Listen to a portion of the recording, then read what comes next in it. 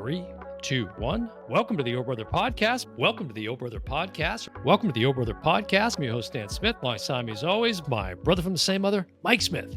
Hey, just DoorDash. There we go, folks. I'm sorry. Starting off with a bit, folks. No, I just got my DoorDash. Got a little crow here to eat. And I'm gonna save a taste for you. No.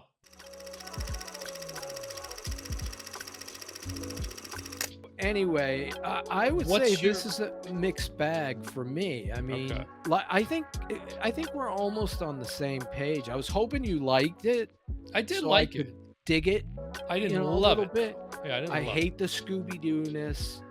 They gotta stop that. Nobody believes that. If I see somebody with a Scooby-Doo face, I'm gonna be like, something's up with that dude. You make it really hard for me not to launch into my Scooby-Doo impression. It's much shaggy. Zoink, Scoob. Okay, Raggy. Oh God! If I knew that was coming, I would have stayed out.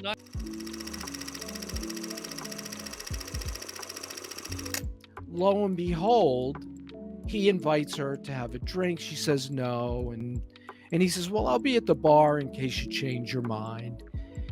She winds up getting bumped into, something spilled on her. She changes her shirt, and she kind of has a change of heart. She sees him sitting at the bar, and she goes over and has a drink with him. So you always do this.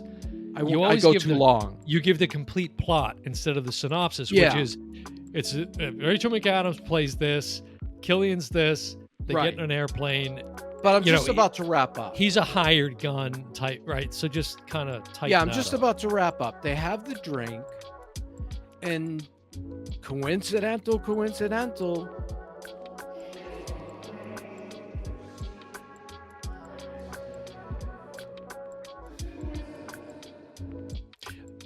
Maybe. Okay. Right. Okay. But what you left out was like the majority of the synopsis. But she comes into possession of a pen from one of the other passengers, which she ends up using against him, right? What kind of pen is it, Mike? Did you pick up on it? It's a Frankenstein. Like a blueberry. Like a Frankenstein. I was right in the neighborhood. I think it might have been a blueberry. I think it was a blueberry. For those viewers, of that eat cereal, of a different generation, those cereal connoisseurs out there. That's right. But so she takes the pen and jabs him in the trachea, basically, right? So he's got that, but he can't. And then I have the scarf. He gets a tie or something and makes an ascot out of it. He looks like he looks like a demented Charles Nelson Riley, basically.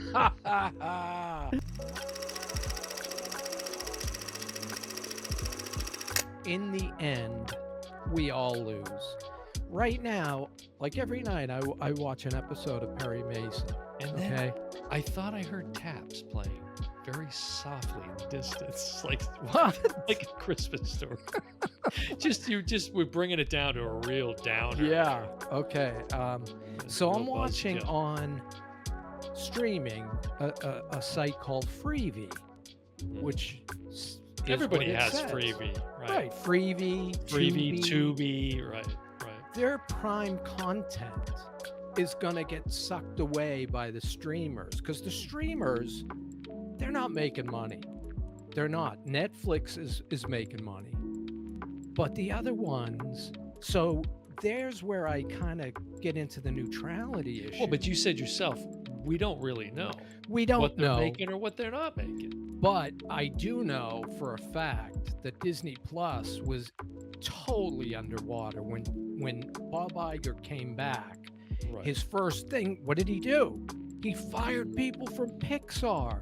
Their best studio release segment, he fires people. He fired the woman, you said her name, Christine McCarthy. Christine McCarthy's one of the ones that went behind Chapek's back to Iger. Get him out. And said, will you come back? I gotta get this guy out, yeah. He blew her out. Yeah, well. She's home. She's at the picket lines. Iger certainly isn't worried. and he's not worried about the future of Disney. He said as much, you know. He even said, "Look, this company's 100 years old." You see it in the interview, and he talks about, you know, even Eisner, you know, even Walt. I mean, there was peaks and valleys, and every valley always had a peak, you know. Correct. So I don't know if you know this or not. Margot Robbie is Australian. Did you know that? no, I don't think I did know that. Yeah. She came to prominence in Wolf of Wall Street, playing like a sex kitten to the character. Does anybody Leo. use that term anymore? Well, Sex that's what kitten? she literally got on all What is this? An fours. episode of '60s Batman on TV? I mean, I mean, Jesus. it's an old reference. Yeah. I'll give you that. But But she played Harley Quinn before she played Harley Quinn. No, that was That was her before first Wolf of big Wall one. Street. No, No, I that think was- if you look at it. I don't think so. But anyways, make your point. She also Make your played point. Tonya Harding. I'm just Tanya- saying. the Tanya different- Harding. Yeah, Tonya. Tonya? Tonya. Hey, have you seen It's that movie T.O. Tonya? It's T-O-N. T-O-N-Y-A. I could have said Tanya. Oh, okay. I Where is always this heard- going? Make your point. I'm just saying she changed. She has a normal American accent that she uses in those other movies. Did you hear what you just said? She has a normal American accent.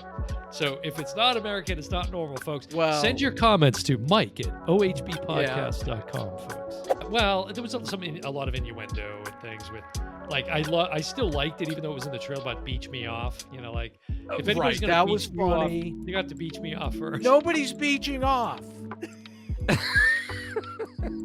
I mean, just And- that whole phrase of Ken's where it was like, you can't even beach here.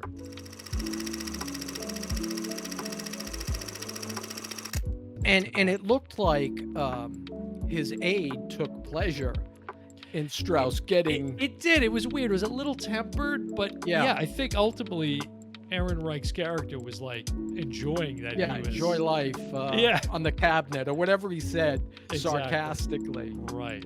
Because his career went in the toilet. Where do you put this up there with Nolan's work, and where do you put this? You know, of course, Killian's worked with Nolan more than once before. He was Scarecrow in the Dark Knight trilogy. Batman. He was in Inception, and He was in a movie called Red Eye.